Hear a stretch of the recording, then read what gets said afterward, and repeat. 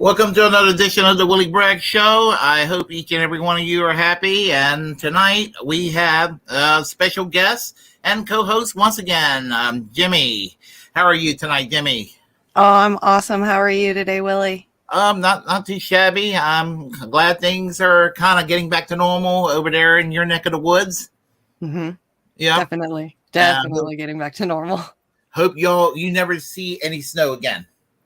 Yeah, no. If I decide to move, I hope I never see snow again for sure. Yeah. And if there's any snow coming your way, just send it over. Wish you some good vibes my direction. I'll be glad to accept it.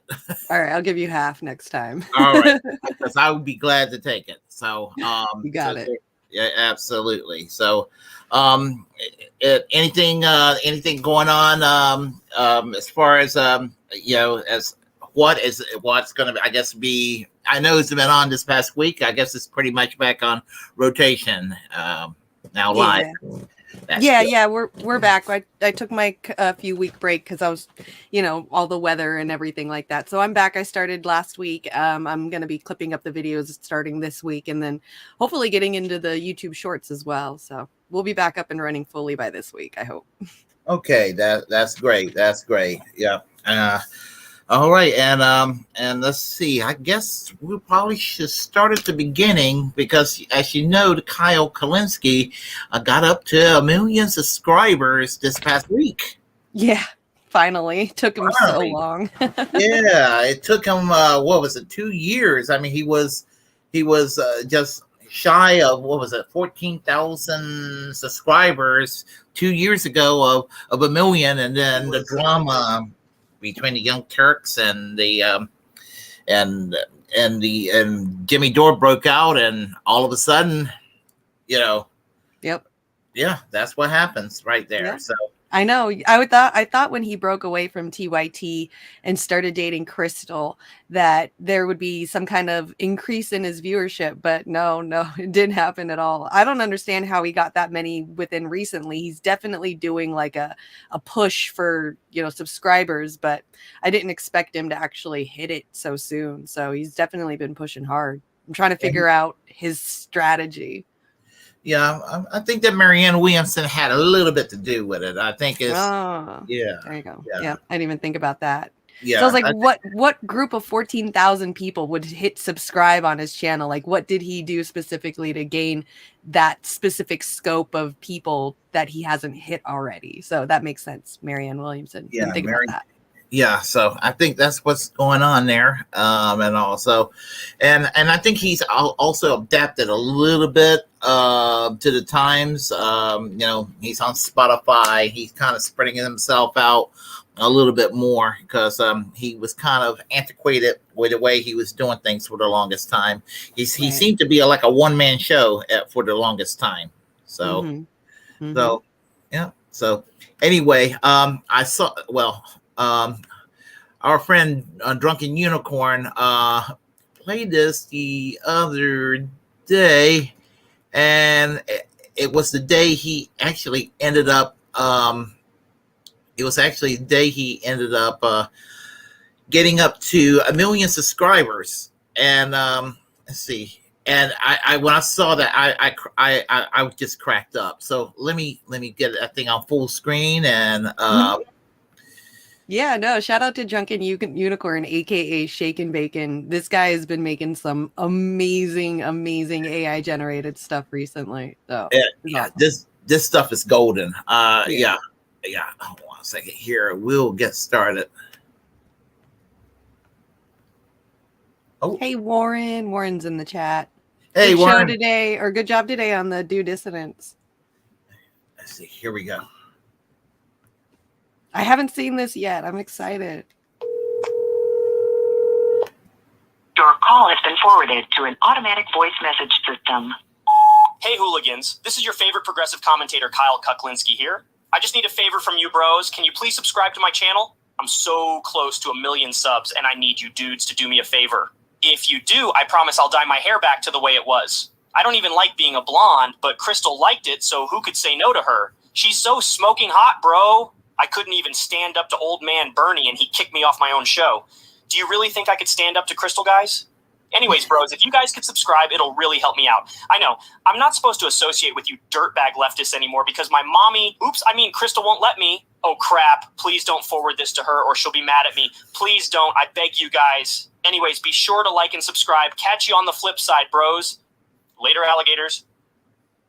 Oh, I was waiting for the you want to.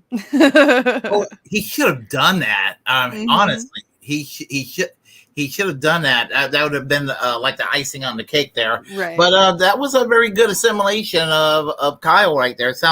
Everything sounded like just something he would say. That was good. That was really good. Yeah. Mistake Crystal for mommy. I love that shit. Oh God. I Yeah. love it. Yeah, and as I said, I kind of felt sorry for him because I think he kind of, some people on our side of the left kind of been dumping on him and everything. But I personally, I've always said he's, when I compare him to the Majority Report and David Pakman and the Young Turks and all of those folks, I think he's a cut above them still. Because he's a little more of an outsider on his perspective, whereas they're a little more cliche, a little more inside, a little more just a little more of a team player.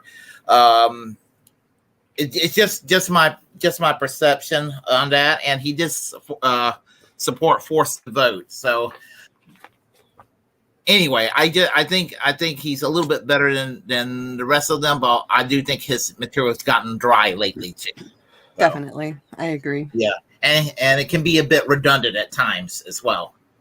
Mm-hmm. Definitely, for sure, on the redundant side.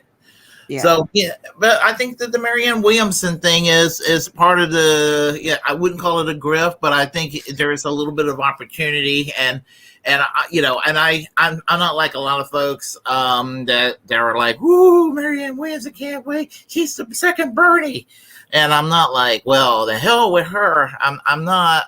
I'm sort of like, workers strike back for me is where I kind of am leaning right now. I mean, if I can put on my partisan hat for a moment, that's where I'm leaning. And when I'm sick of the golden calf thing, like where we all wait for some superhero to come and save us from the evils of corporations and stuff. Like, I'm over it. Like I commend people that still have the hopes and dreams and stuff. If this is the way that the road that Kyle wants to go down, and he wants to support Marianne Williamson because he thinks that she's the next Bernie, then fine, whatever. But there's a lot of us that have just been.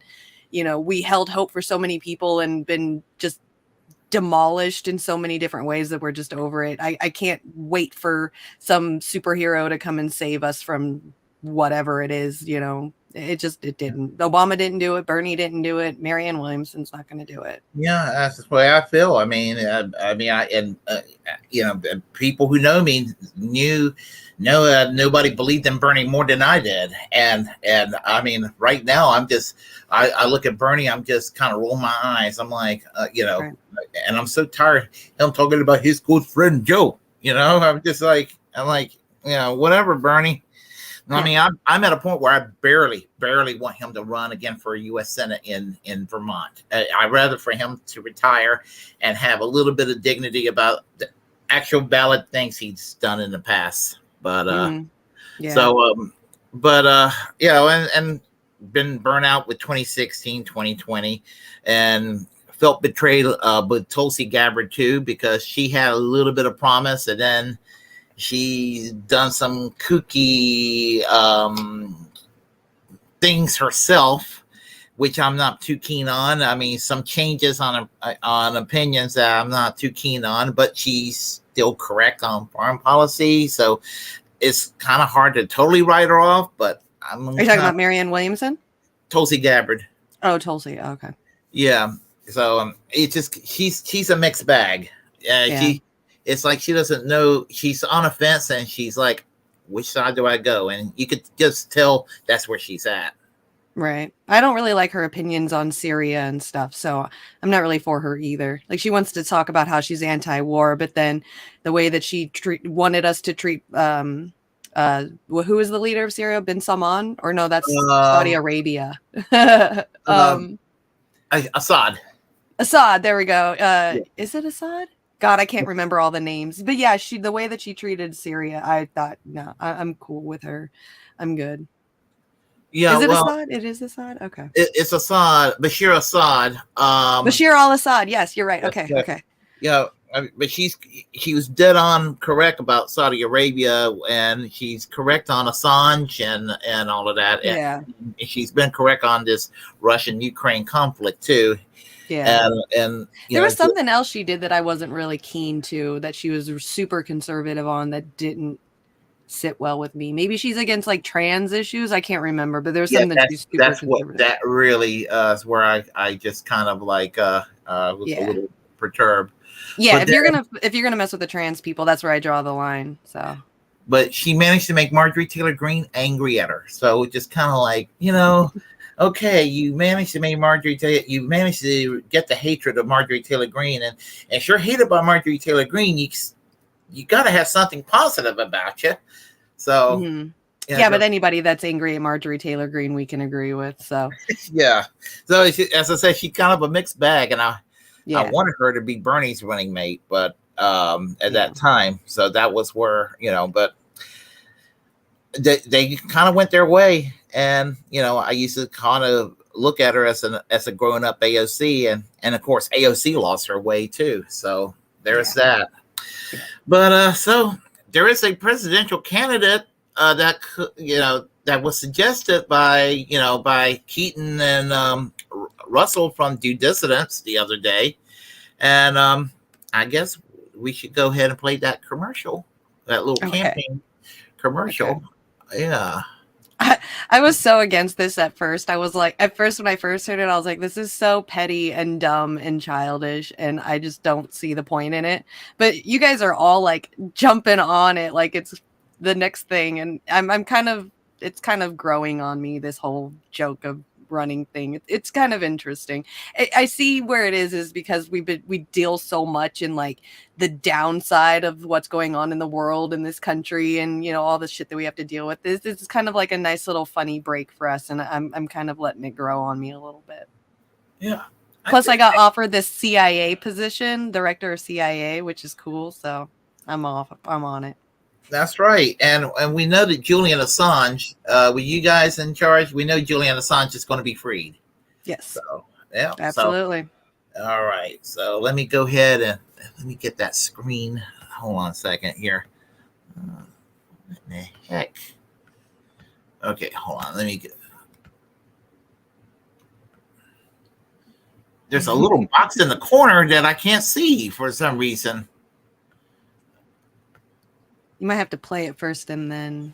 Well, usually I can expand the box. Yeah. Oh, here it is. That's why I said hit the play button. It should hit it. There you go. Let's see. Okay, we got it. Okay. For some reason, I couldn't see that little box in the corner. My bad.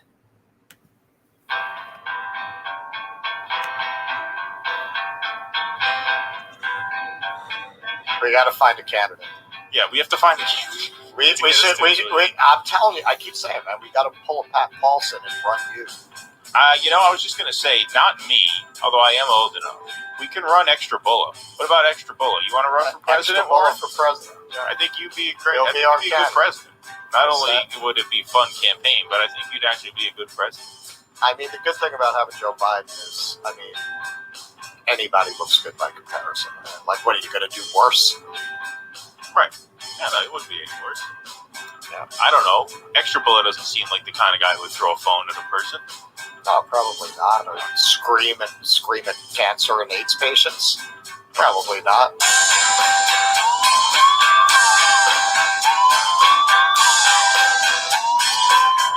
Anybody looks good by comparison, man. Like, what are you going to do worse? That's got to be his theme song for the whole thing. I swear. Anytime I hear that song, it's great. Oh yes, yeah, and yeah. As I said, I mean, we know where Warren stands on the issue, so I think it's a good idea. So like I said in the comments section earlier today, Michael Moore ran a plant for office in the mid 2000s, and it was winning. So Warren's got a chance.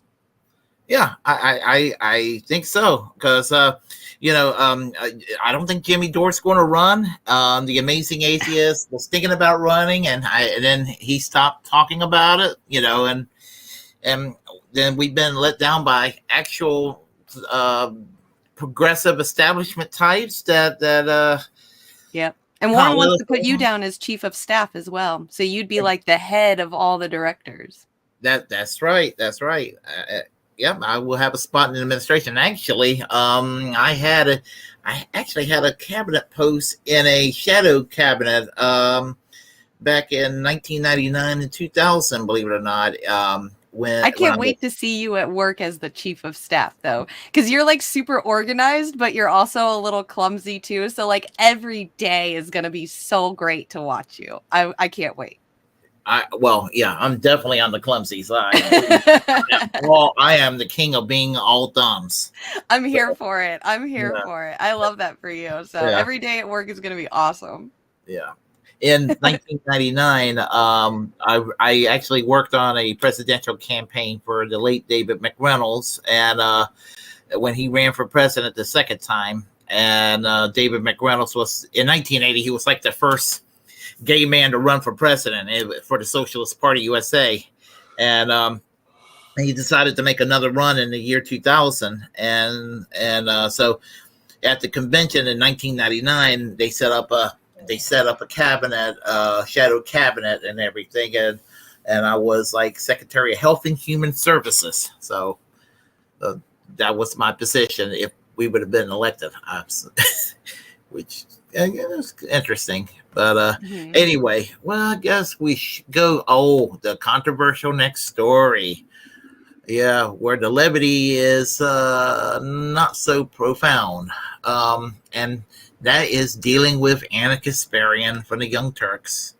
Oh, yes. Yeah, so let's see the tweet. And I couldn't find it where Ben Shapiro actually retweeted it, but he did retweet this. But a couple of days ago, she says, quote unquote, "I'm a woman. Please don't ever refer to me as a person with a uterus, birthing person, or a person who menstruates. How do people not realize how degrading this is? You can support the transgender community without doing this shit," unquote. Yeah. And there was a lot of pushback that she got from this. So well deserved. I'm kind of mixed on this because I am a full 100% supporter of LGBTQ rights, and I'm not a fan of Anna Kasparian, but I support the rights for women, and I mean as far as feminism is concerned, and I think that there's no reason why mainstream feminism and trans rights could be mutually respected. And right. Anyway, I just kind of think that people have a right to be called whatever they want to be called or addressed however they want to be addressed. Mm-hmm.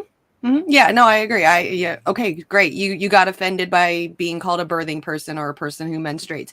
My question to her is, who the fuck in the trans community is calling her that? Because I hang out with people in the trans community and I've never been called a birthing person a day in my life. Like I have never even heard of these terms until she tweeted them. And I'm more involved in the trans community than she probably is. So I don't know where she's getting this from. And I'm sorry, but if somebody did call me a birthing person, I am a birthing person. I gave birth to 2 kids. I have a uterus. I do menstruate. So what? So you're calling me something that I already am? That's like saying, hey, don't call me a person with 2 eyes. But I have 2 eyes. I fucking menstruate. You don't. And if you want to call me a person with a uterus, then that's totally fine. Doesn't make you less of a woman because you're trans and me more of a woman because I'm cis. They're terms that people are just using to, little buzzwords that people are using to argue and fight within themselves instead of looking at the bigger picture, coming together and fighting for, actual rights for these people. So, if anything, like women have been part of the trans, helping out the trans community for so long and for so many generations. I don't know why somebody who's cis like Anna, who has to get all up in a hoopla over somebody calling her a birthing person. It's a fucking word, there is another perspective. When Ben Shapiro retweeted it, I think he did it with malicious intent to cause a stir, because he has an agenda that's I'm not going to say it's as horrible as Matt Walsh, but it's in the neighborhood of Matt Walsh, and that is to exacerbate a culture war. And trans are definitely the bullseye target right now. Yes, yeah, they absolutely are. Trans people are in the spotlight right now, and it's because of people like Matt Walsh and all of them. That you look at the woman that just quit his business not too long ago because of the way that they were going. Matt Walsh and all of them are all going towards this. What they're saying about the trans community. It's getting too far and too much, and it's creating more divides that doesn't even really need to exist. Because if you ask anybody out, normal people out in the country or in this country, ask them about a trans person, they're going to say they don't care. They have no care whatsoever. I like to base a lot of my conservative thinking stuff off of my parents, who I'm raised by. And I'm sorry, but I was raised by my parents or my mom, who has technically a trans sister. My sister, before trans was ever even known, but my aunt was very butch, wanted to grow a beard, all that stuff, very boyish.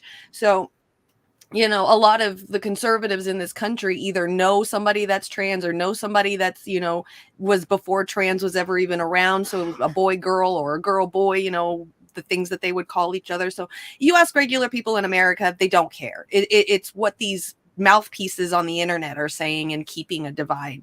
And it's the internet, which is just through the fucking roof through the effing roof when it comes to being psycho. So we can cuss in here. I'm not honest. Sorry. No, it's okay. Cursing is allowed. It's encouraged. Yes. As I said, I mean, it's definitely for sure that they are a target, and I have quite a few friends who are trans themselves, and so and again, none of them are what Matt Walsh or Michael Knowles and all these other creeps project them to be. And and individuals are individuals, and for those individuals we're talking about exceptions to the rule or the bad apples, and that fits every sexual orientation. There are cis straight people who are whatever that they accuse people in the LGBTQ community of being guilty of. There's cisgender straight people who are guilty of these things as well. Mm-hmm. And nobody says, well, that's just part of what it means to be a cis straight person. It's just part of who they are. But this is a way that they want to target a whole groups of people. So just kind of, that's what they do. They're trying to start a culture war, and they're trying to reverse the clock back. So. Right. Yeah, it's that ratchet effect that I tell on my show all the time. That the right keep turning it to the right, and the left just kind of sticks it there and doesn't let it go further left. Just sticks it in place so that the right can turn it further right later on. Yeah. Now, this is still concerning Anna Kasparian, and again, I'm not particularly a fan of hers anymore, because I kind of stopped watching the Young Turks. As a fan, I stopped watching the Young Turks years ago. I occasionally peer at it, but Emma Vigeland decided to comment on Anna Kasparian's tweet. So I guess I'll go ahead and play that from the Majority Report. And let's see this one. Yeah, let's see here. Oh boy, I forgot about that. You know what? That thing, that my little ad blocker must be off again. I had my ad blocker working for a while, so we're going to take care of that in a second. Sorry about that. Okay. Hold on. Okay. Inevitable in this current climate and necessary. Let me get it right back. Here we go. RIMs are broken. I don't know what's going on, but they froze basically at the start of the show, and then they aren't coming back. And I tried to refresh, then I lost all of them. But I did see an IM that I just wanted to respond to really quickly because I didn't want, like, they actually are broken, but I felt like people might be like, you're dodging this. I'm not. So I saw that my dear friend Anna Kasparian kind of went viral with a tweet, and some people wanted me to weigh in on it. And I just, like, look, she, as I said, dear friend of mine, really good person. I don't think she's anti-trans. I don't think that's really even a question. She has a long track record in this space, and I think her track record should speak for itself. She's been in this space for a long period of time and has done a ton of great work. However, like, I really do disagree with the emphasis. Like, I think it's wrong to overinflate the usage of kind of awkward language like birthing person, both in frequency and in terms of the stakes involved when someone is referred to by that language, because it's awkward. I get it. It's stilted when being used in non-medical or technical terms, but I think that's, like, kind of the extent of the critique, right? It's awkward. It doesn't take away anyone's rights, and it's not when being used right now in that context, it's not taking away anyone's rights. And, like, as a cis woman myself, I just think it's more important to put into context that, like, while you might not enjoy the technical language, that awkwardness is inevitable in this current climate and necessary because we're trying to, like, fortify walls right now as trans erasure is widespread right now. Like, there's a barrage of deliberately trans exclusionary language, which is what some of the awkward, stilted terminology is meaning to beat back. And that trans exclusionary language is really just the tip of the iceberg for systemic erasure. So being diligent about combating that, I mean, that's at the forefront of my mind. So, like, again, I've tried to say this before. From my point of view, so much of what we do in this business, very small business, and I will reiterate that, like, Anna, in my opinion, is one of the very few good ones. But we have a disagreement here. Like, it's just so much of what we do isn't just how we cover something, it's what we cover, it's story selection, it's what we emphasize, and anyone in private has the right to have preferences about how they want to be identified. But in my position, member of the media, member of the left, the progressive left, being kind of spokespeople for the progressive left in an online media space, I just think we have a greater responsibility. And the assertion that someone wants to just be called a woman in, like, an individualized, atomized context is completely fair. But within the context of larger anti-trans panic and hundreds of bills on the state level targeting trans people, like, I try to bring a certain amount of awareness about how my statements are going to be taken, and I think it's obtuse to skirt around the context, right? So that's my take on that. But I just wanted to address that because even though the IMs are broken, I did see the IM, and I didn't want, people to be upset to think I was dodging anything. Yeah, people would have immediately said that. I mean, yeah, just like some of the context, Human Rights Campaign warns that yesterday that 50% of transgender youth in America could lose access to gender-affirming primary care thanks to new laws from state legislatures across the country. And the truth is that non-binary and trans people get pregnant. And, like, how do you address that in language? Like, that's actually a language problem. Yeah. And, like, to me, like, I think, like, okay, like, clinical language might be like sort of awkward, but it's also awkward to be a trans and non-binary person in this sort of context and try to go through a pregnancy and that sort of care. So I think, like, it's the answer to this sort of thing, which is not much different than when Jordan Peterson was talking about it, which is like, actually, we're these sort of guidances. Like when the CDC still references people as women, but it also includes this other language too for these, rarer cases. And I think like that's just all this is. I don't think there's anything deeper to it. Okay. Wow. I hate to agree with her, but she's kind of, other than her personal opinion of Anna saying that she's one of the good ones out there and stuff. Yeah, no, I agree with her. She said pretty much what I was thinking, but in a more eloquently way.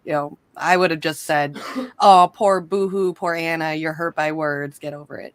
There's bigger stuff to fry. So, well, I mean, I guess because the words are kind of uncomfortable, I guess, it comes across as kind of blunt. I guess that's at first, I guess that's what it is. And, even, and that's even as a quote unquote cisgender straight male, that's where I'm coming from. But I see where she's coming from too. So, there's that. And, right.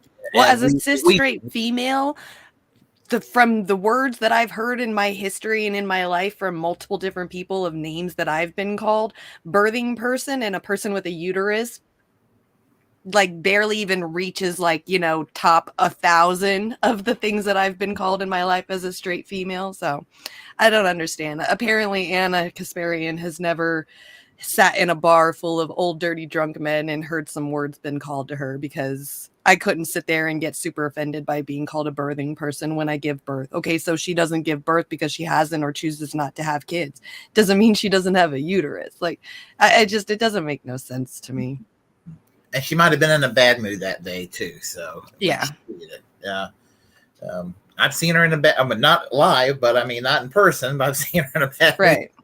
Right, but to agree with the girl on the Majority Report, as a person in media, as a public face, somebody who's supposed to be representing, the left side and the progressive left, she should worry about coming out with things that are that, big, things like that. You just don't go out there and say stuff like that if you're an ally to those people, So that's where I'd have to agree with the Majority Report girl. You have a responsibility as a media person to not go out and say some really hyperbolic stuff that's going to hurt some people that you're supposed to be allied with. Exactly. So let's see. We'll go with this next story here. Kind of related to hold on a second. Related to Anna Kasparian, her co-host, Mr. Shank Ugert himself. Kit Cabela from Heartlands Media always referred to him as Fat Tony. I wonder why he calls him Fat Tony, but it's fun. I crack up every time he does. You ever notice that?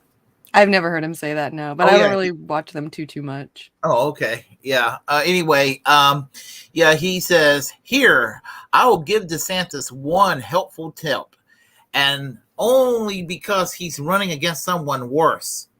There is only one way to beat Trump in a Republican primary. Trump couldn't even beat Biden. How could he lose to a man that feeble? He doesn't even have it anymore. He says that Trump is worse than DeSantis. Mm-hmm. It's good to see Chank out there, who's supposed to be a progressive leftist, figuring out ways for DeSantis to win. Okay, Chank. He and Anna legitimized or basically exonerated their part to exonerate DeSantis from accusations of grooming by Trump. Right. Did they for a second think that DeSantis would have any generosity on his part, any as far as or any empathy not to do that now? No, he's going to campaign on that hard, and I'm like, okay, since he's being an asshole about it, even though Trump is a piece of shit, I don't mind using Trump to slam on DeSantis. I don't mind. I don't care who slams on DeSantis. DeSantis is more dangerous because Donald Trump is he's a bull in a china shop. He doesn't even believe half the shit he says. He's goofy, he's a clown, and he's incompetent. DeSantis is kind of smart. He appeals to normies, and he apparently was enjoying the torture he was administering when he was in the Navy in Guantanamo Bay. And I just found out a couple of months ago. And that was like one more thing against him. I mean, the man is like a fascist right across the board.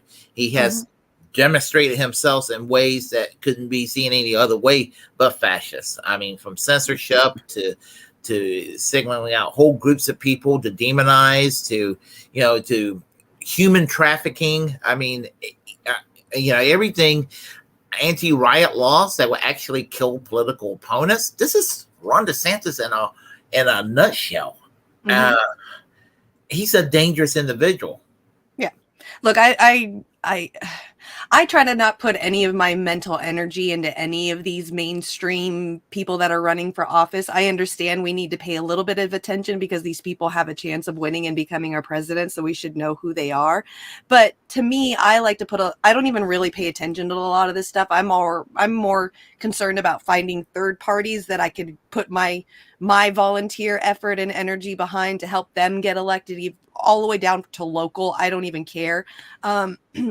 To me, seeing something like this, like Shank put up, just kind of solidifies the fact that they're mainstream media now, that they're not even looking for third parties or any kind of progressive stuff that all of us regular progressives want. He's out there either going to run Marianne Williamson or some other, other Democrat. And he's also on Twitter helping Ron DeSantis try to beat Trump. So they've obviously have officially hit mainstream now to me. And so they're just worthless. I don't even really like to pay attention to Trump, DeSantis, Biden, because either way, Democrat or Republican, us as Americans are screwed anyways. So my mental energy goes straight to third parties to try to get us some kind of progress or movement forward without worrying about and complaining about the fact that we're going to be screwed no matter what.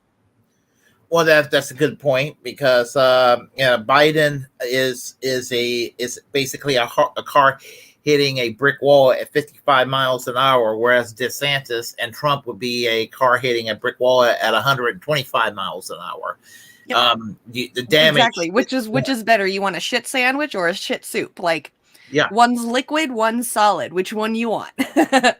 Yeah, and Nina Turner said choosing between Trump and Biden is like choosing a bowl of shit versus a half a bowl of shit, and nobody even wants to. No sane person even wants to put up with a half a bowl of shit. So you're right about what you said about the third party option right there. And I am, as I said, I look at independent choices as the way to go.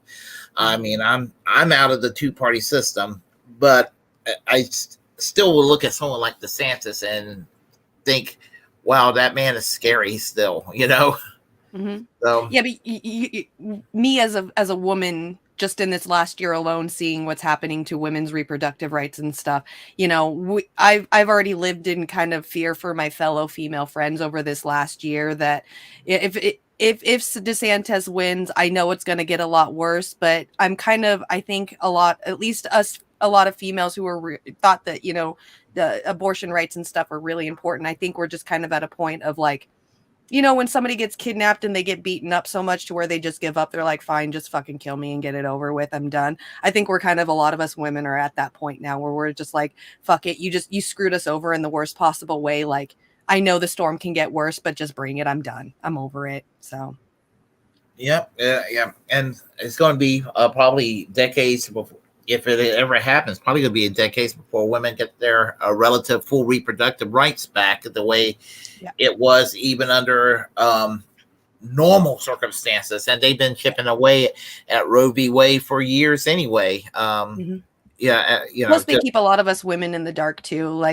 you know, if you were raised, which a majority of the people in this country are raised Christian, you were never even told that that was even an option. So, you know, there's still to this day a lot of girls out there that are turning 18, getting out of a very closed-minded conservative family and having kids before they're even ready, and not even knowing that there's an option out there or how to get a hold of that option and get to those places. So Yeah, there's states where they have to drive to another state because there's like maybe one or two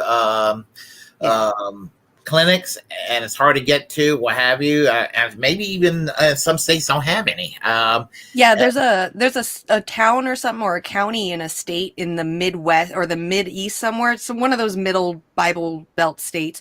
Actually, the entire staff of the hospitals in those areas have actually left and gone to other places because they are afraid to get sued by giving abortions to women who possibly could desperately need it, life-altering situations where they need it.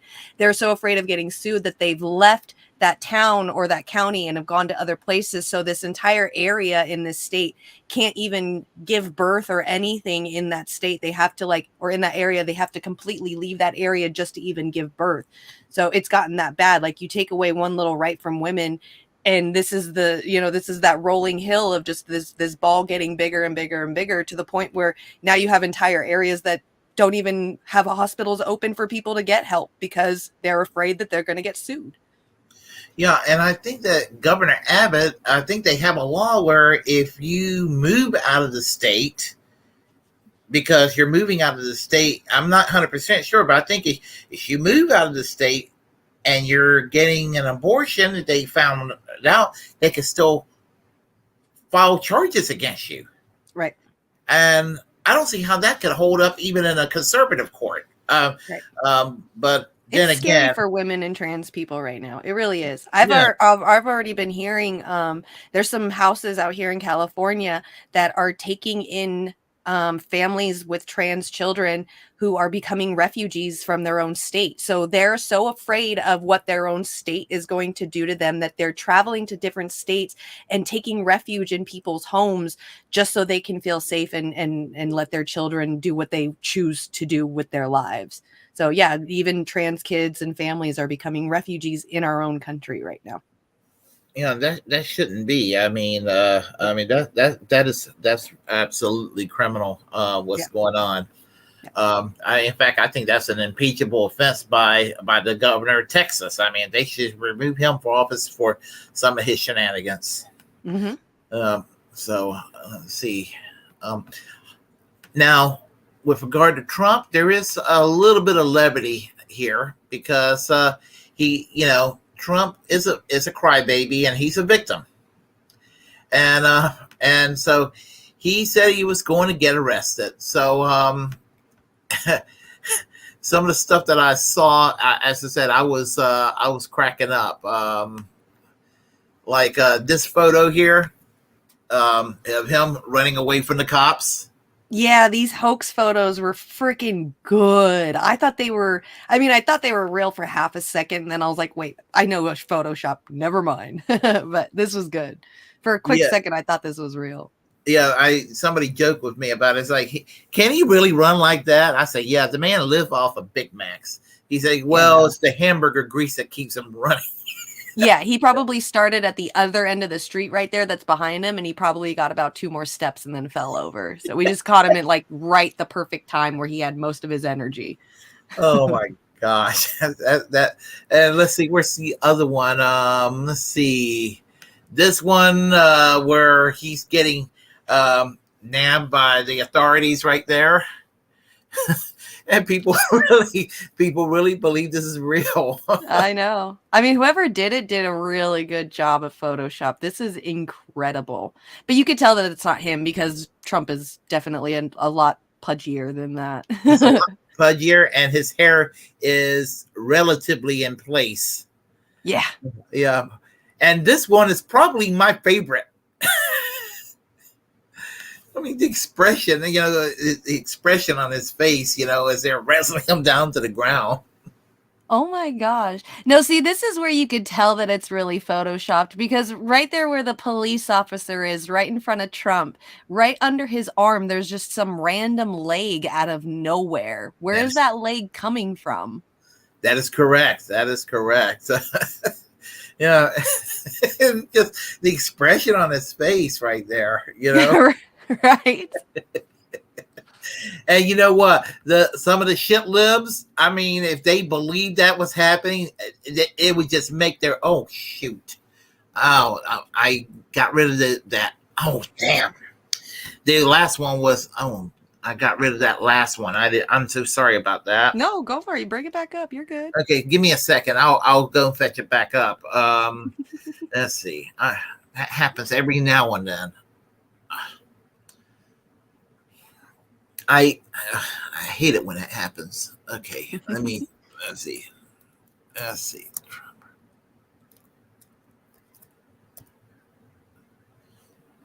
Oh, wait a minute. I think I could scroll down and find it. Let's see. It should be down here. Oh, we're back. All right. Let's see. I think it's this one. Oh, come on. There we go. We got it back. All right. It didn't go anywhere. All right. So let me get it back.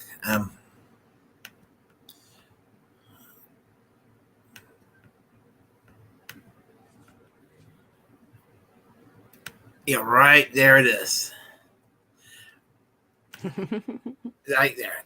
Just seeing him getting wrestled down to the ground and everything. As I said, some shit lib watching that, some Trump chud watching that, they're just triggered and horrified, and they're like, we're gonna have to make a January 6th for real this time.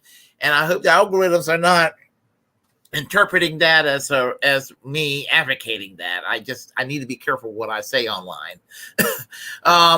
That's probably what they're thinking, but some shit lib is saying, oh no, I'm so glad, I wish I could be there to help those cops, Mm-hmm. And so it just the reaction of people, when they see that, and as I said, just the reaction. Yeah, because our system and our entire internet is full of reactionaries who don't actually look into the photos or look into anything, They just, see the headline or something, or see the title and see a picture, and they're like, oh yeah, fuck yeah, it actually happened. So, Exactly. Which if you just looked into those pictures like we did, you could totally tell that they were photoshopped. That random leg, just that last photo right there, the cop at the bottom left or the bottom right had 3 fingers and a thumb. Mm-hmm. That's the first thing you want to look up when you see photos and you maybe suspect it's AI generated. Always look at the hands. The hands and legs are going to give away AI generators. That's the only thing that the computer really hasn't been able to figure out yet, are fingers. Not that good with those. Yeah. Now, David Pakman, I'll tell you a little. I'm going to play. It kind of connects with this with the Trump so-called arrest.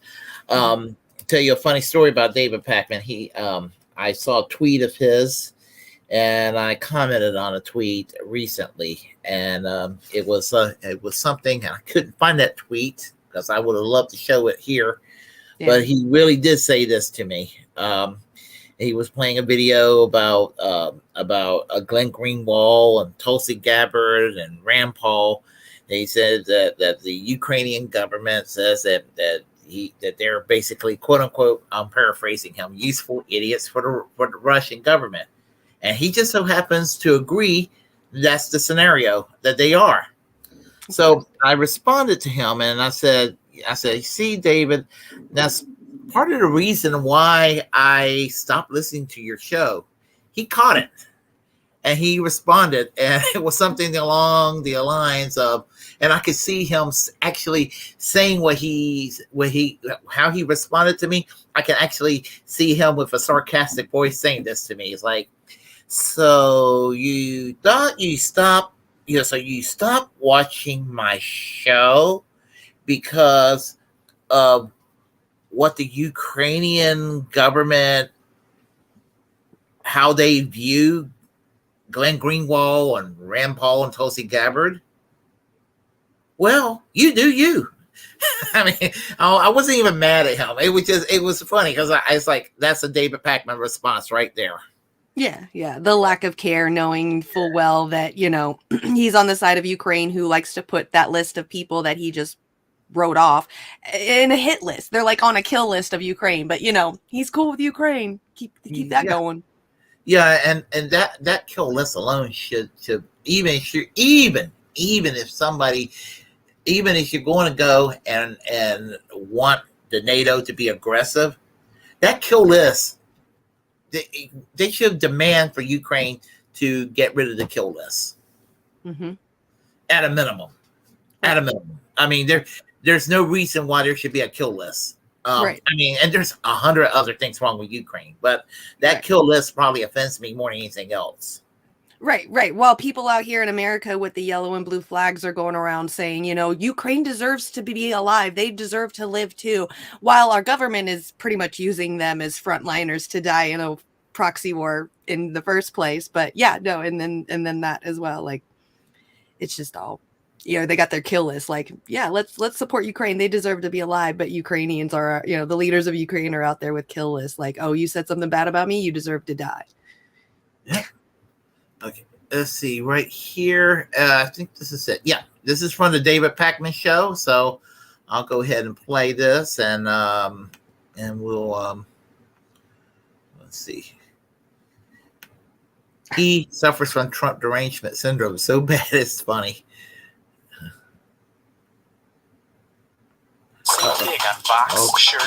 Sorry about that. We will get rid of that commercial momentarily. All right, let's run through the latest over the last 24 hours related to this potentially looming arrest of failed former President Donald Trump. Starting with, there is a stunning new report from New York Times reporters Maggie Haberman and Michael C. Bender that Donald Trump is completely disconnected from reality, wants to be handcuffed if he is arrested, and seems to see most of this as no big deal and something that will just galvanize his supporters in favor of him, which to some degree I think is true, and I will get to it. But the people around Trump are telling the New York Times, Trump genuinely doesn't seem to understand the legal jeopardy that he's in here, because it's not only one, it's not only two. He is looking at potentially 3 or more arrests and indictments over the next couple of months. The New York Times article, Trump at Mar-a-Lago, magical thinking and a perp walk fixation. Those who have spent time with Donald Trump in recent days say he has often appeared significantly disconnected from the severity of his potential legal woes. Behind closed doors, Trump has told friends and associates he welcomes the idea of being paraded by the authorities before a throng of reporters and news cameras.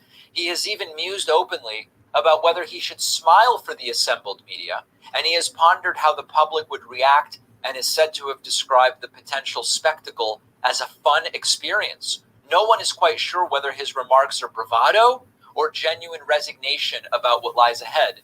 If he is truly looking forward to it, he may be disappointed. And part of that disappointment, as this paragraph indicates, is that even though often that perp walk handcuffed situation happens where law enforcement walks you by a throng of reporters and they take pictures of you in handcuffs, with someone like Trump, you would expect that it's quite plausible that Secret Service would arrange with the court to do it in a quieter and different way.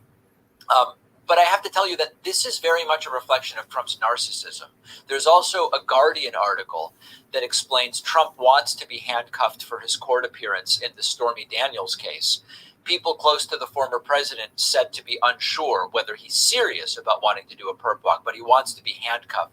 He thinks that that would turn things into a spectacle and that would be a really, really great thing. A very common narcissistic tendency, as we've illuminated and enumerated for you before. Narcissists tend to think that they're always smart enough, clever enough, smooth enough to escape consequences for their wrongdoing. So when if indeed Trump is the narcissist that we and many believe him to be, and we remember other elements of this, remember during the Mueller probe, he wanted to sit down and testify. even though every single lawyer who got anywhere near him said you absolutely do not want to do that. Lawyers realizing that Trump would just lie and lie and lie, because another trait of narcissists is they're not going to be able to tell that I'm lying. They're not going to be able to catch me in a lie. So given that we know that about Trump, he may realistically be seeing this entire series of possible arrests and indictments against him almost like as a TV show, almost like as an out-of-body experience where it's kind of happening to something else. He's just playing a character in the entire thing, but he's in control and he's always going to come out on top. Now, I do think he is going to come out on top in the sense of, I do believe that if there is one arrest, and it's the Stormy Daniels case, and it's the weakest of all the possible cases, at least in the Republican primary, it will help Trump. In the general election, if Trump is the nominee, I believe the arrests are not going to help Trump. The MAGA crowd and many of Trump's more hardcore, ardent supporters certainly will be galvanized by what they will see as an unfair, politically motivated arrest if it happens. So in the primary, I think Trump will benefit from it. But I think it's going to hurt him in the general if indeed he is the nominee. And Trump, again, because he's a narcissist, he has this idea that he'll always spin it in his favor. And what sources are saying is he doesn't really have any idea how serious all of this could be, how expensive all of this could be, and how damaging it actually could be in a hypothetical general election where Trump is the Republican nominee in 2024. This is not stopping Trump from continuing to send bizarre lawyers on TV, and that's what I want to look at next. One of our continued sponsors is Ground. Well, I won't look at any of his sponsors. Nothing against them there, but yeah. He's so stupid. David Pakman was talking in there as if the arrests were still going to happen after the primaries and during the election, how that's going to harm him, as if he was to be arrested, it's not going to happen within the next few months. It's going to happen in a year and a half when the general election is going on. Like, no, it's already going to be history stuff. Like, he's going to be on to his next thing after you guys deal with all this stuff, which he's not going to be arrested. That's why he's saying this all. That's if Trump is out there saying he wants to be arrested and he wants to be handcuffed and he wants to do the perp walk and all this stuff. All he's doing is he's calling their bluff because they're not going to do it. So, and then David Pakman's sitting there saying that that's going to hurt him in the general election with an arrest lingering over him. This whole thing should be over and done with, this whole like arrest hoopla. It should be done and over with in the next couple of months, and we'll be on to the next Trump bagging of whatever he's doing next. So it's so stupid how they make it seem like, oh yeah, he's still going to be arrested in a year and a half in the general election, and that's going to harm him. No, that's why he's calling your bluff now, is because you guys ain't going to do shit. The guy makes enough money no matter what he does in court. All he has to do is pay a fine and it's done. He's not a regular person like us who's going to do jail time. He's actually unusual. He knows how to manipulate the media. Yep. There's no such a with Trump. There's no such a thing as bad press. He could take bad press and make it positive press. Yep. And that's what it comes down to. I mean, he can make it work for him. And and then there's a lot of things where they could go after him legitimately. There's, there are things they could go after him for real on. They go after him for really stupid shit, lame things, and then the one thing that they try to do to have him when he got impeached the first time, if we didn't have COVID in 2020, he would have been reelected just on that stupid impeachment thing, because it was over stupidity, because they made the Democrats ended up making him look like a victim, and it was infuriating how the Democrats will fuck it up every time. I wish they worked this hard on Reagan and Bush 1 and Bush 2, who actually did some really horrible things, probably more horrible than him. Mm-hmm. And not to say he didn't do anything horrible. I mean, Qasem Soleimani in Iran, that was horrible what he did, and what he did in Venezuela, very unforgivable as well. So I'm not making excuses, but the stuff that the other presidents in the past have gotten away with, and then I don't know. It's just crazy what's going to happen. And again, if DeSantis become president, he's such a normie that you have Bill Maher, that he's already accepted the possibility of DeSantis as president. So, I know I'm not supposed to be worked up over the two-party system, and I fall into that trap, even though I am independent for real. But this is how they all operate up there. It's really just, I know. But that's crazy. our job, though, is to see through the lines, see what we're doing right now with the Pac-Man video, draw out where he was lying and where he sounds dumb. That's what we're here for, is to make people see, what they're really talking about instead of just taking them for face value. So it was once upon a time, David Pac-Man was a pretty decent show. I mean, he 2016 just rattled his brain. I mean, from 2016, what happened to Young Turks happened to David Pac-Man. What happened to Sam Cedar? I mean, it just happened to all of them. They just went wackadoodle. Yeah, they did. Oh my gosh. Yeah. And it doesn't make sense to me, because it's like, once you get up to a certain amount of subscribers, do you automatically, what makes you turn into a shit lib after a certain amount of subscribers? I just want to know, because I don't understand where it comes from. I always thought, no matter how big anybody, if I even had 20,000 subscribers, I would still think the same thing that I think now. So I just don't understand. But I have been hearing a lot recently that money speaks, so everybody has a price. I think that's what it comes down to. I've actually thought about that myself. I'm like, would this happen to me? I actually have asked myself this question. If they offer me a lot of money, would I sit there and dance for them? I mean, because how in the world? I mean, I hope I wouldn't. Right. Yeah. I mean, it's just.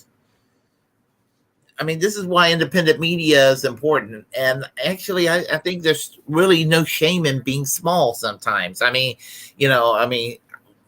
more than 5 subscribers, obviously, but you know what I mean. There's no shame in having a small audience, because you can, when you have a small audience, you can still network with other people and still work to get things done and all of that. So yeah, I like the parasocial relationships, like the being able to speak to your comment section and the people that are in there and grow a relationship with those people. That's my favorite part. Yeah, I do like the interaction that I tend to have with probably maybe about 70% of what I listen to. I mean, the 30% is probably the larger amount of people that they're kind of way out, out of access. But yes, so or see everybody has a price. Warren just said in the comments section, he said he'd sell out for a bucket of chicken and some good herb. Okay. He's cheap. He's a cheap date. That's why I love him. Hopefully not chicken from Chicken City. Oh, that's the best chicken. Oh no. We're revolting. No, I'm just kidding. Yeah. They own us. The Chicken City owns us. We can't do anything about it. All right. They're our sponsors. That's true.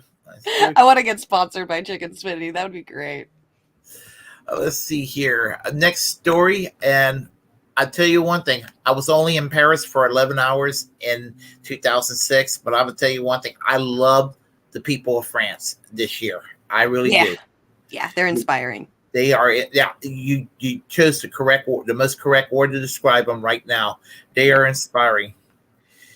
Yeah, they just managed to be correct. They were correct during the Bush-Cheney years. They said this Iraq war would be a mistake, and they were correct. And I mean, and right here, what they're doing, absolutely base. Let's watch. We're probably going to get a commercial. Of course. And my ad blocker, as I said, I had an ad blocker, and I need to go and get that ad blocker working again. So that's what's been going on. Yeah. So that makes sense. Okay. All right. That's a question many people are probably asking, because it is absolute chaos and rage that's unfolding over there. So let me give you a breakdown of what's happening, and we'll discuss it in detail here. So More Perfect Union has a great thread getting into all the specifics. You might have seen that France seems upset Strikes, protests, riots. Why the outrage? Well, it started early this year, when President Macron proposed changing the pension system, which would essentially raise the retirement age from 62 to 64. Mm-hmm. So we'll get to the thread in a second, but I want to give you, a little visual representation of what's happening on the ground here. Take a look.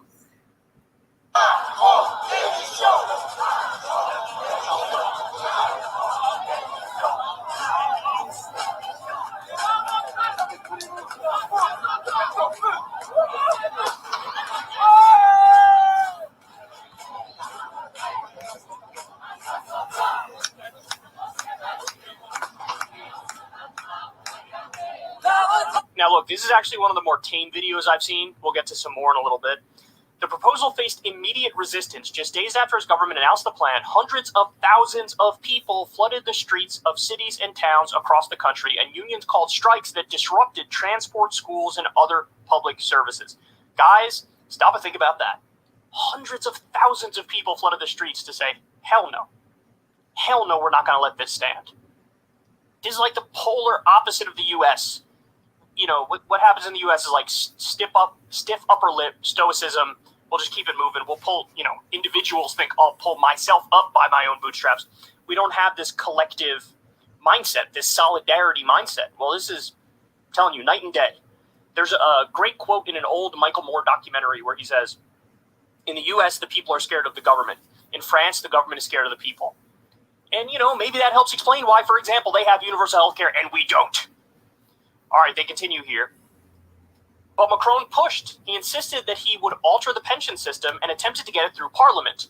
In January, he said, we will do it with respect in a spirit of dialogue, but also determination and responsibility. But even as he said that, riot police were clashing with protesters in the streets of Paris. Macron insisted that in a country with an aging population where everyone receives a state pension, pension reform is the only way to keep the system solvent. So here's another video for you.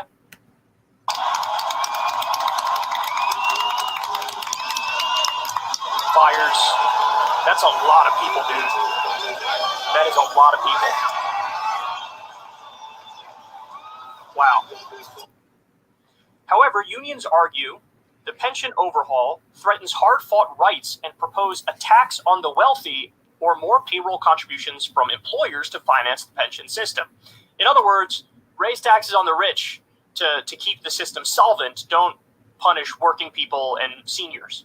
Polls show most French people also oppose the reform. By the way, new poll just came out on Macron. 28% approval rating in France. Ooh, that's bad. George W. Bush, Dick Cheney territory at the end of their time in office, when they had the economy fall off a cliff and they had multiple illegal wars and a torture scandal. It's that Donald Trump was actually higher than Macron is after Donald Trump was at least partly responsible for January 6th. Wow, that's amazing. Trump had like a 31% approval rating at the time. And in late January, the unions escalated. The CGT, a confederation of unions representing nearly 700,000 workers, cut power to a swath of wealthy suburbs by the Orly airport outside of Paris. They even briefly cut electricity to the Paris headquarters of the moderate CFDT union. Wow. By the way, another one for you. They cut off power to Macron's residence. Base. They cut off power to Macron's residence. Now, this only lasted for a short amount of time, but man, that's bold, dog.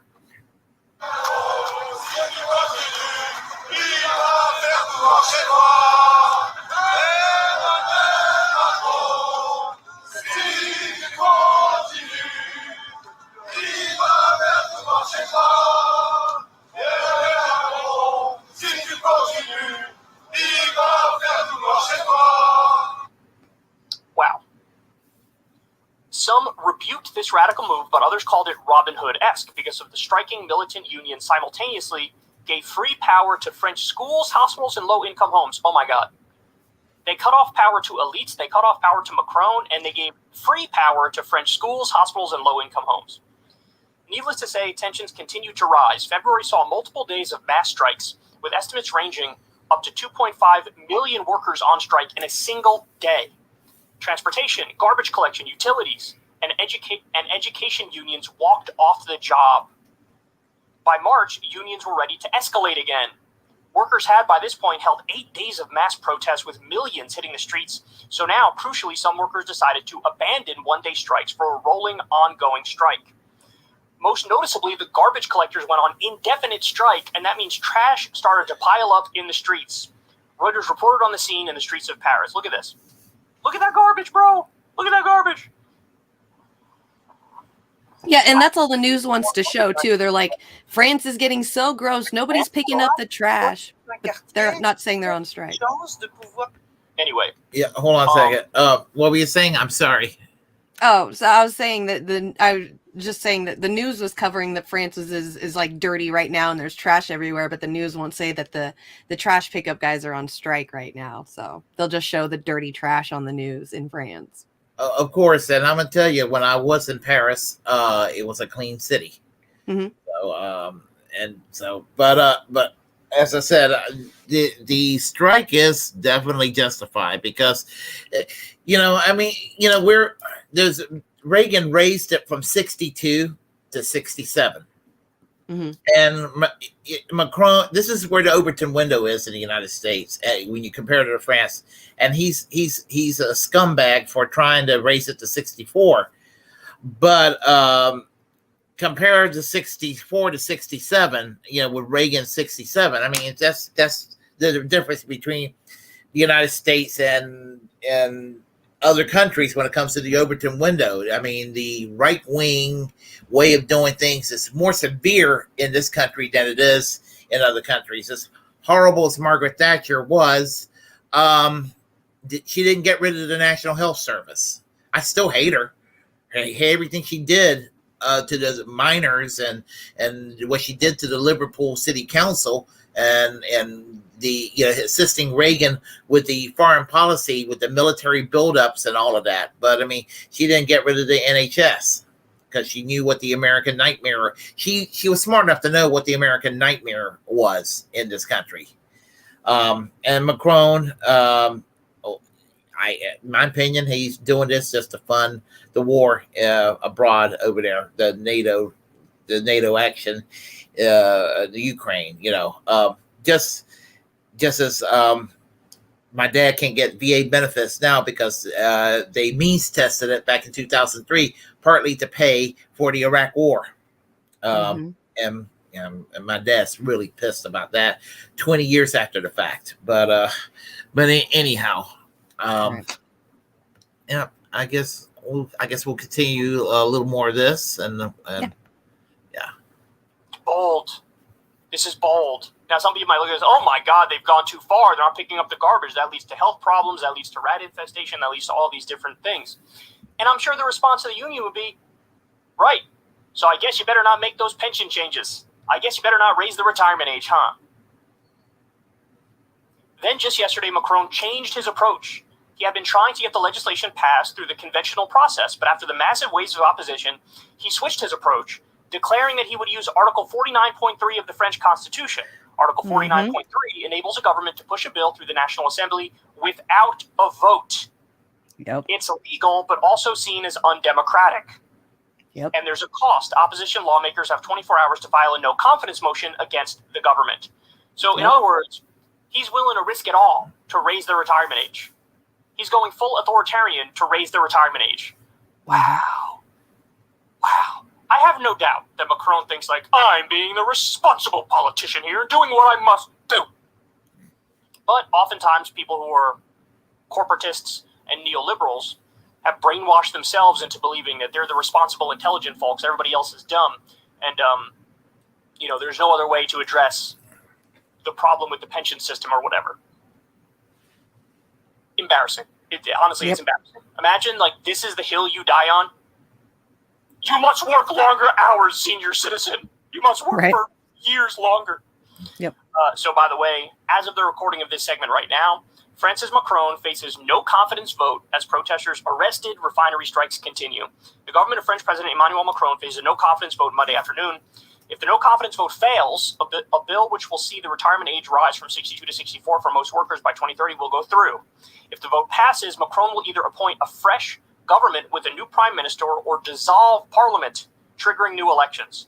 Ongoing strikes and protests over the bill have rocked the country. So again, as of the recording of this right now, honestly, my guess is they're taking the vote like literally right as I speak. That's my guess. But I don't know what's going to happen as of this moment. But again, I'm just astonished by the "this is the hill I'm going to die on" thing. I'm going to die on raising the retirement age. So the retirement age did get passed. Fix this. And by the way, look, this just shows you other countries, other developed countries. Oh, what were you saying, Jimmy? Update on that. So it did pass. The retirement age is getting raised, and people are still out on the streets protesting. They just aren't showing it as much anymore. Oh, I don't think that they raised it. Is my understanding. I think that they're still trying to put a stop to it. No, I thought that they did because, okay, so with that whole bill is using the Article 49 is passing it through without a vote. So like Parliament, passing it through Parliament without a vote.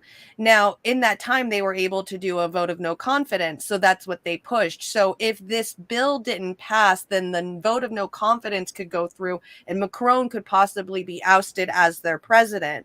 And so from what I heard, that's not happening because it did go through.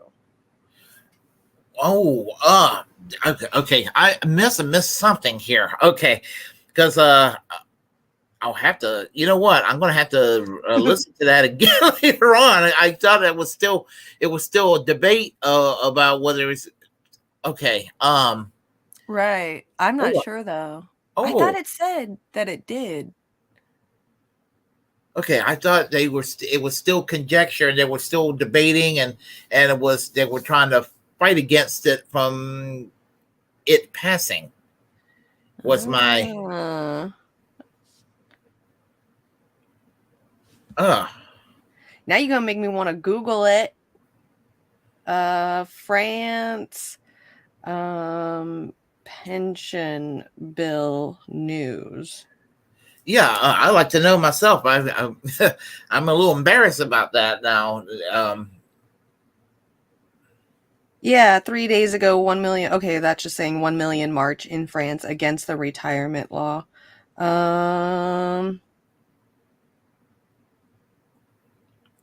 Yeah, maybe people just took the weekend off and we don't know. I swear I thought I heard somebody say that it went through and he's all right and he's going to stay in and people are still out there protesting, but nobody's talking about it.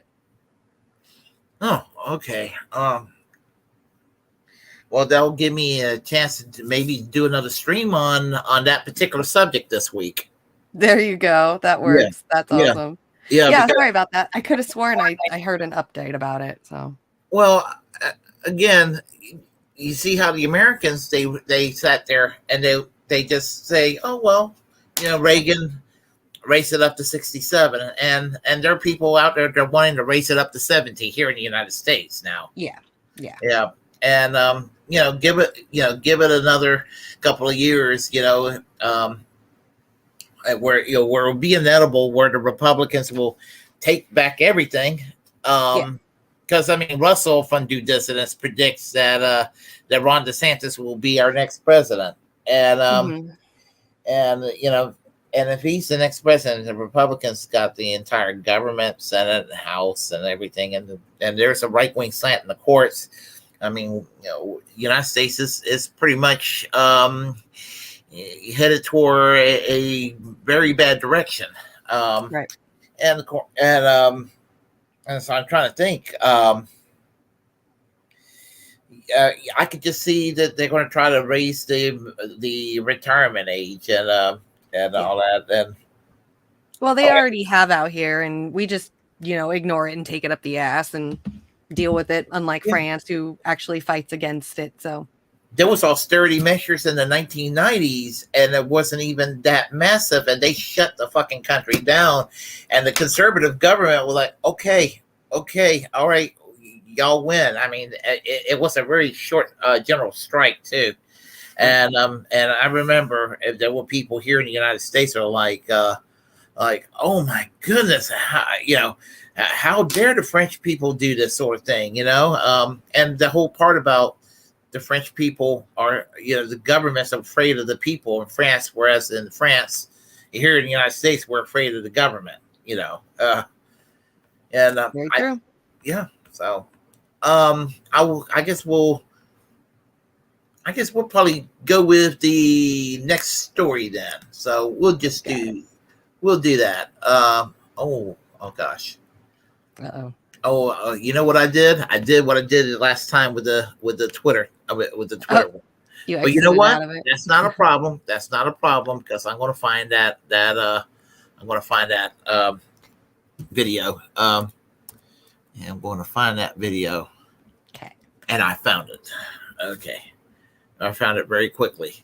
So there's this past week, actually 9 days ago, Brianna Joy Gray, basically she asked Bethany Mandel about the meaning of wokeness. And I guess what we'll do is we'll go ahead and play that segment. And she's having a discussion on Rising about it. So we'll go ahead and play that. Okay. I know what I did. I went and I didn't delete the Kyle video there. But now that's taken care of. All right. Let me get that up. Here we go.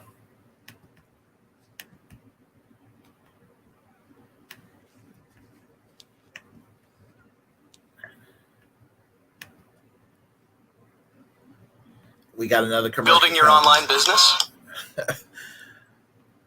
I swear I'm not a capitalist. There we go.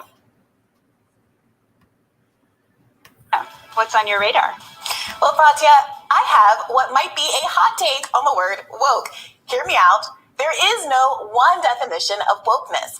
And the conversation that's emerged about whether there is a single definition of wokeness sort of misses the point.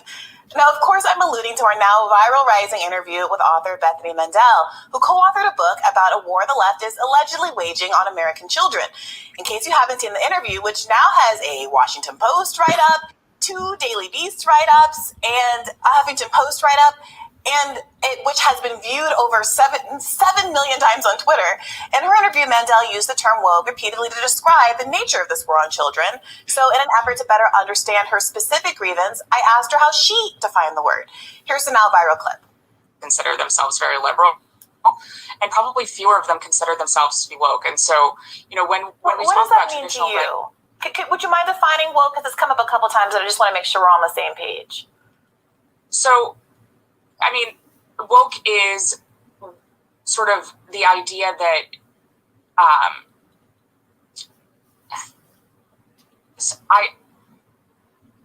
this is going to be one of those moments that goes viral. Woke is something that's very hard to define, and we've spent an entire chapter defining it. It is sort of the understanding that we need to totally reimagine and redo society in order to create hierarchies of oppression. It's hard to explain in a 15-second soundbite. Now, I want to be really clear. I did not intend for this to be a gotcha moment. I asked her to define woke because I wanted to know in good faith. And that's because I know that many people take that word to mean many different things. And I wanted to figure out whether I might agree with her on certain points, as I had done earlier in the interview. Alternatively, I wanted to be able to articulate why we differed on other aspects of her argument without devolving into the typical shouting matches that go, woke is bad, no, woke is good, oh no, you just don't know what woke really means. Say what you want about me, but I don't exactly have a reputation of being a woke scold. I spent a good part of my career as a leftist journalist critiquing what I believe to be certain overreaches of the left that, in my view, undermine important substantive fights for racial, gender, and economic equality. My very first 2 viral articles as a journalist were critiques of weaponized identity politics and of cultural appropriation discourse. In those articles, I questioned whether the gender and or race of politicians like Hillary Clinton and Kamala Harris were in fact being used to insulate them from legitimate concerns about their records on criminal justice issues or, in Clinton's case, her choice of an anti-choice VP. I highlighted the perversity of Clinton using, dare I say, a kind of wokeness to excuse not regulating the banks more harshly in the wake of the 2008 financial crisis. Well, breaking up the banks and racism was a line she used to push back against Bernie's call for greater punishment for the bankers that destroyed the economy. And it's perverse for obvious reasons. Black people suffered disproportionately during the housing crisis, as more Black wealth was rooted in real estate than was the case for other racial groups. Not only would breaking up the banks literally help Black people, but nothing in Hillary's policy agenda was geared toward curing racism anyway. It was a rhetorical deflection that weaponized a sincere investment in traditional wokeness, e.g. racial equality, to do the exact opposite, protect the banks at the expense of people of color and working class people more broadly. In the cultural appropriation article, I questioned whether we should really be mad at folks like Kim Kardashian for wearing Black hairstyles like cornrows, when in my view, the more serious concern is long-standing economic inequality that is racially distributed, and which punishes Black women for wearing the same hairstyles for which white women are celebrated. In other words, is the problem really that a white person did something like open a taco shop or cook Asian food? Or is it that, say, Latinos have more difficulty securing loans to open restaurants than white people, and therefore aren't as able to profit from their own traditions as white people are? Leonardo da Vinci seems to have encrypted the Great Pyramid of Giza into... At any rate, I never described these leftover reaches as woke because I grew up with the traditional meaning of the word, which was positive. Wokeness was defined as an awareness of historical and ongoing prejudices, mostly racial prejudices. But that doesn't mean I didn't identify moments where left social ideology, which at that point during the Obama years was ascendant, didn't seem to sometimes jump the shark. And I remember when it was called political correctness. And they just, it seems like to me, they just changed the meaning of the term. It was political correctness, and then it became the social justice warrior movement, and now it's wokeness. So it's just something that kind of changes. And I guess prior to political correctness, they just called it liberalism. But it comes down to anything that's vaguely center left that I don't like. That's what it comes down to when I hear people use that phrase. Yeah, which is absolutely crazy to me because, like she said at the beginning, everybody's version of woke is something different. So when I first ever heard of wokeism or being woke or staying woke, it actually was from the conspiracy theorist conservative side, the people that believed in aliens, that 9/11 was an inside job, all those people, JFK, is still alive. All those, tinfoil hat conspiracy theories, they would say back in, early 2010s, maybe late 2000s, to stay woke. I swear in 2006, 2007, I remember Alex Jones saying stay woke because everybody else's eyes are closed and, all that kind of stuff. And now all of a sudden, those same people that were using it to get people to see their conspiracy theories are now saying it as something bad against people who apparently think outside of the box of the American classical typical norm. Yeah. And they project wokeness into things they're not really, they may be left of center, but they're not woken in the way that they try to masquerade it as woke, and when it really isn't. And like, for example, I've heard people say universal health care is woke, and it's as class reductionist as it could be. They'll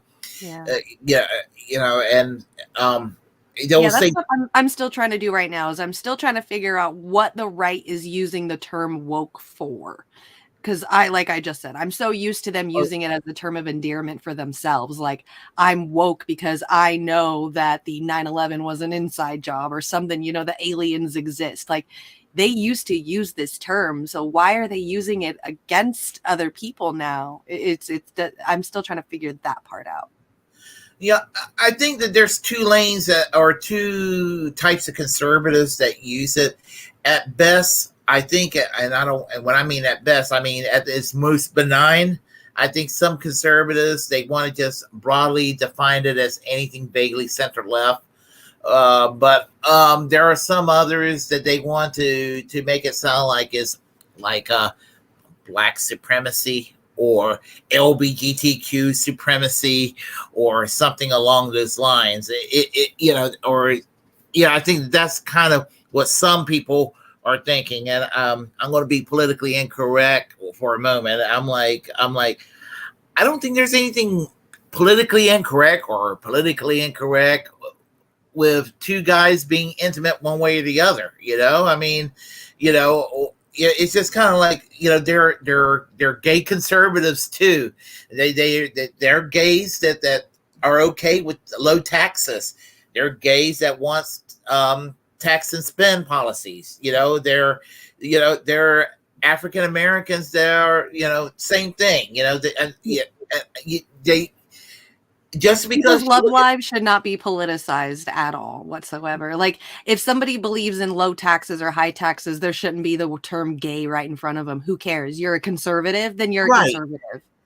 Exactly. And so there's a lot of projection. I mean, the projection is that some people, when people talk about welfare, the first thing that comes to people's minds is that they paint a black picture on welfare when they denounce welfare. They want to make sure that when they paint the welfare, that they paint the welfare mentality. They want to make sure the person that they're trying to paint, the stereotype, is black.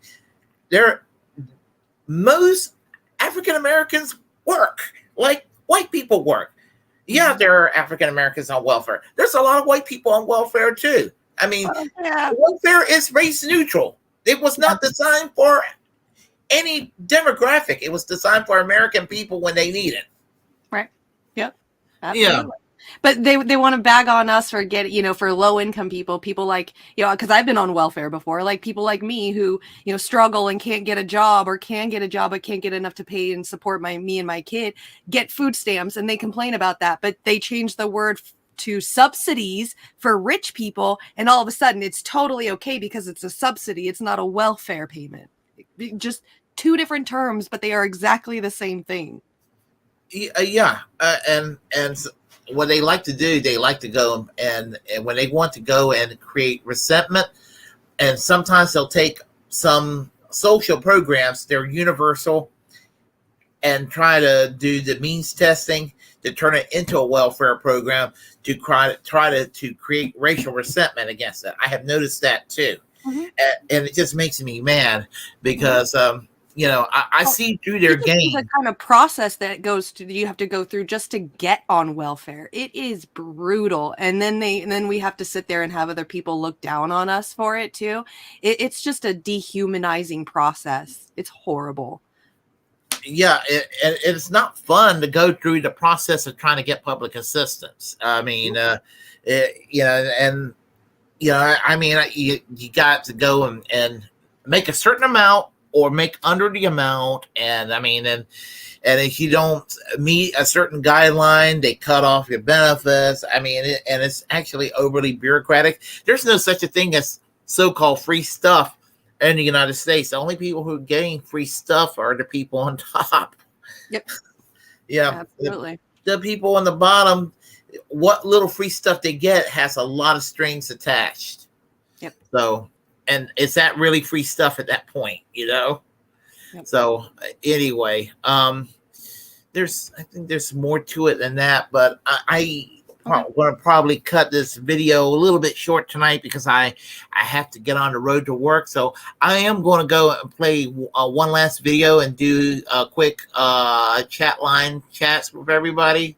So we'll do that really quick here. So let me do this. Yeah, just for your audience, don't let anybody define the word woke for you. Whatever you figure out what woke is, that is what you are, and that's how you define it. I don't think that anybody should listen to some conservative woman who can't even define woke as it is when she literally wrote an entire book about it and a section of a book about it. That obviously is just proof right there that whatever you think woke is what it is, and you shouldn't let anybody who's got a bigger subscriber count or a larger podium than you do to tell you what any word is, no matter what, unless there's a definition or an actual like encyclopedia term of it. Then don't let anyone tell you what that means. Well said. Absolutely.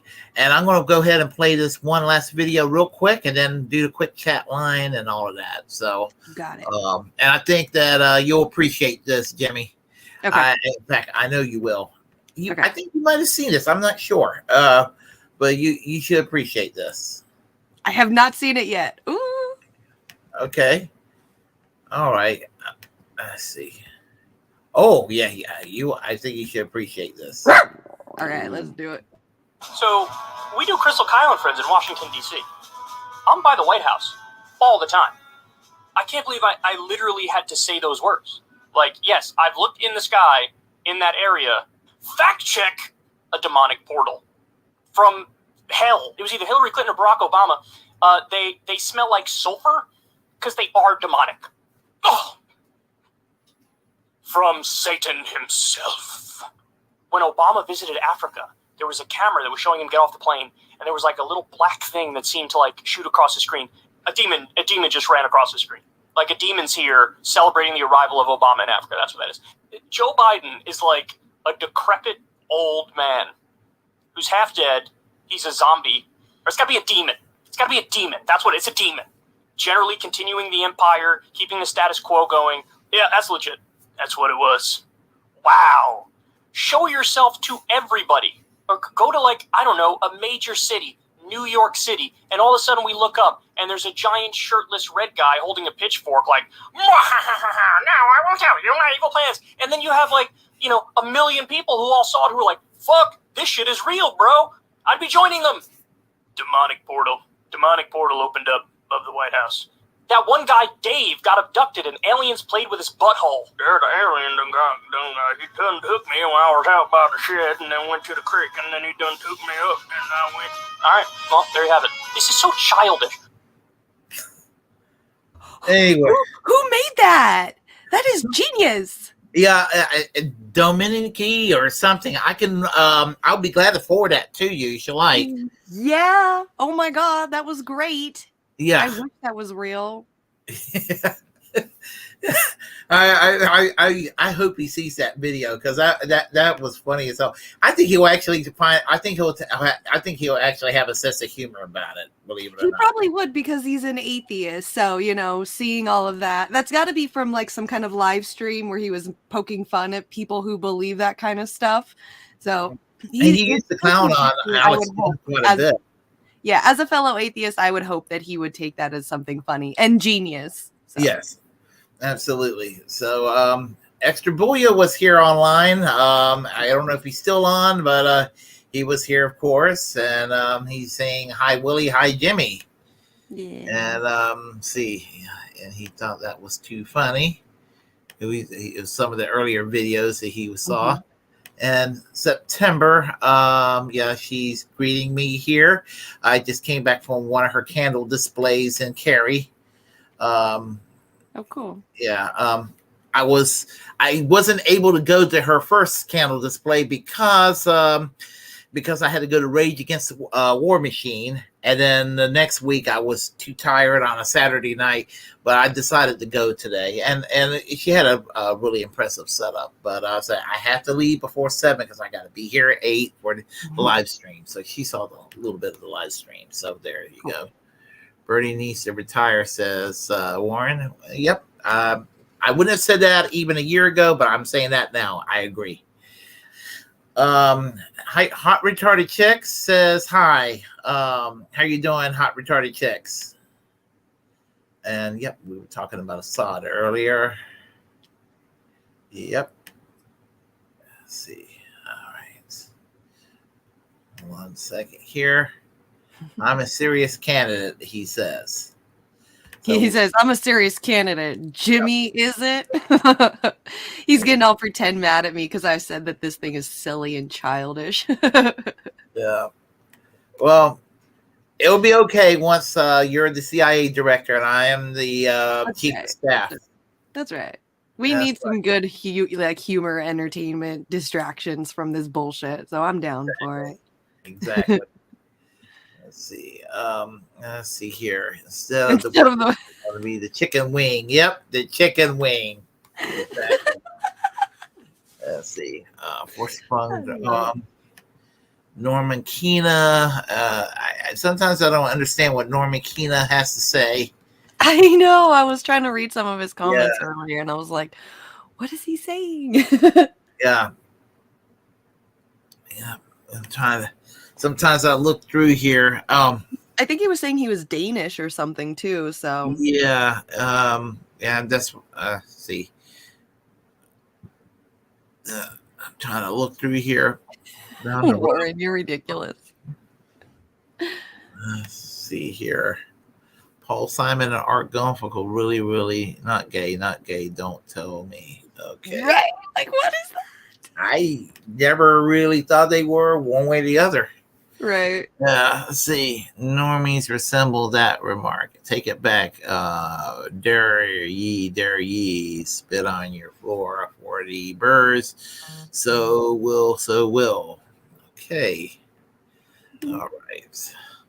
Damn, I can't find my cigarette. Let's see. Found it. Ashtray. I've done that before. Let's see. Ash back in. Let's see.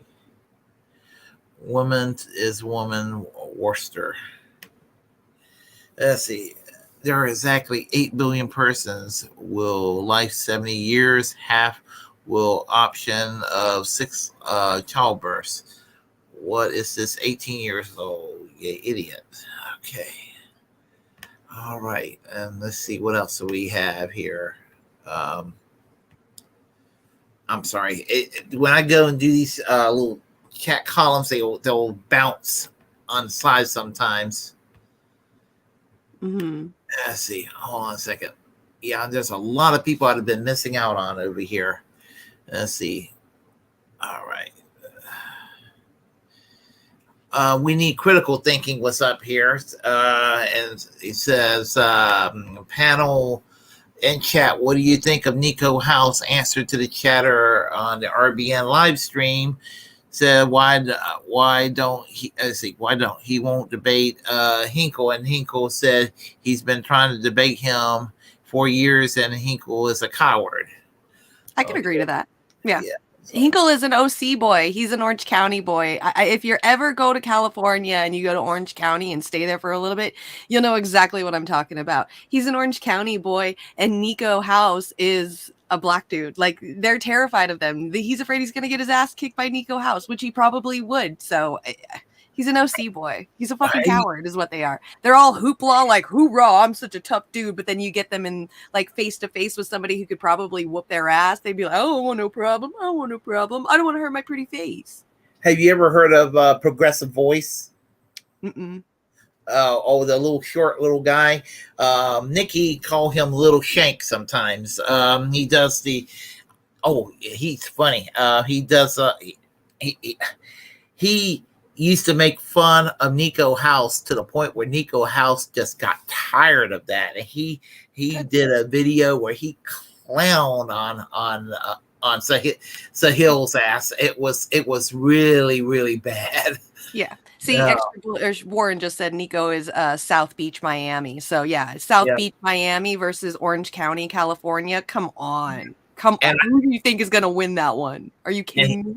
He actually went to UNC Chapel Hill too, by the way, Nico, and he was head of the Bernie Sanders 2016 campaign here in North Carolina. Yeah. Yeah. So that's where he got his political start. Let's see here.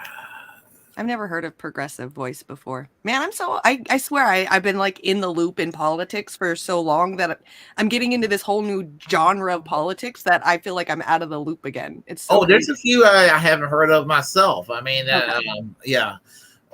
Oh, there's a couple of folks I'm like, right. Once you know everything about politics, there's like this whole other world where you're like, what is this? Yeah, same here. Let's see. Viva La France says, hot retarded chicks. Dog is my pronoun, says less bones. Let's see. All right. And I'm looking through here. Dog is my pronoun. Fucking less bones. Les Bones is in the chat. Yep. See. Let's see. Snipe Hunter is here. Saying hi to